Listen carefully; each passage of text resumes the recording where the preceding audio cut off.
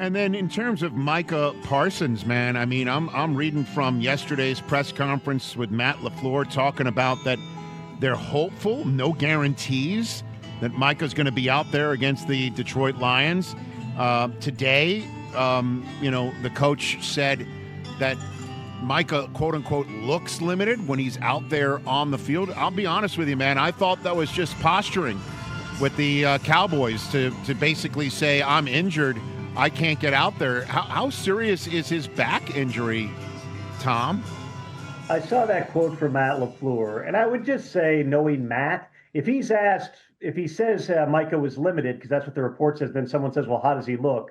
Matt's probably going to reply, he looked limited. In other words, I'm not giving you one additional ounce of information publicly on exactly what this guy's going to do. It's a real injury. It's an L4, L5 facet joint sprain. We're talking a lot about backs, which is making mine feel great right now. But with Micah, I would be surprised. I'd be really surprised if he's not out there. You don't give a guy a 4-year, $186 million contract extension if you don't think he's going to be able to play in the early going. Now, do they manage him to some degree? I think you would do that regardless of the injury, just because he missed so much time on the field. The conditioning may not be exactly where you want it to be. It might be asking a lot for a guy to go from not practicing all of camp to 10 days later playing 70 snaps full go in a regular season game against the super physical Lions team. They'll probably pick their spots a little bit with Micah Parsons, but whether he ends up getting some type of an injection or not, again, I would be really surprised if we don't see Micah out there and see him quite a bit on Sunday.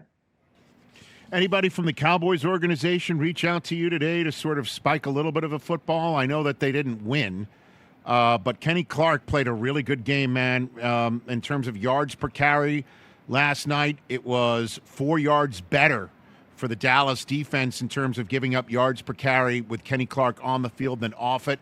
Saquon held to only 60 yards rushing. I know Jalen had today, but anybody from the Cowboys reach out to you to say, I told you so? We're going to be okay? Anybody? I think they were mainly focused on getting back. I think they probably got back to the facility at like 7 a.m. today in zombie mode after the lightning delay that delayed the whole thing. No, but I would tell you this, because I talked to a lot of people after the Micah trade, and there was still confidence in that building. I mean, you might say that's false confidence, and, listen, all 32 teams have something to be optimistic about, but really, when I talked to people, there was no like, oh my God, we just punted on the season. There's a lot of positive energy around that place right now. They feel like they've got weapons offensively. Javonte Williams, Rich, I remember us talking about this a couple of months ago. What are they going to do in the backfield? And I was hearing back in May and June, like Javonte looks like finally he's that guy who was gashing people before he suffered the knee injury a few years ago. Well, you saw that last night. He's moving the pile. He's a really physical runner. That part is positive. George Pickens didn't have a big night in terms of receiving the football,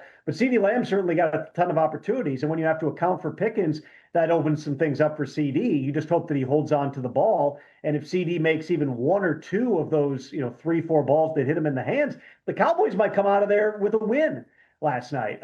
Dak looks really lean. He looked like he was, in the flow of it and was moving around really well coming off of that hamstring injury. They've obviously got an offensive line. The question is still just going to be all the way through. Do they have enough pass rush? Can they get home? And when you saw, how many plays in those first couple of drives where it's 4, 5, 6 seconds of Jalen in the pocket, and then you get escapes and runs, and those are the things that you worry about with that team. But absolutely, you saw a team last night in Dallas that looked like what everybody there claimed they were going to be, even post Micah, which is a team that's together. Maybe there's a little bit of a message it sends to your locker room of like, oh crap, like if they can trade Micah, they can trade anybody in here. There are environmental things that shift a little bit when you're trading one of your most outspoken, best, and what would have been one of your most highly paid types of players. They came out with some fire. They were really good offensively in the first half, just didn't quite have it in the second half. But again, if CD makes catches that we'll see him make 9 times out of 10, Rich, they might upset the Eagles, which bodes well for the Cowboys' chances of competing with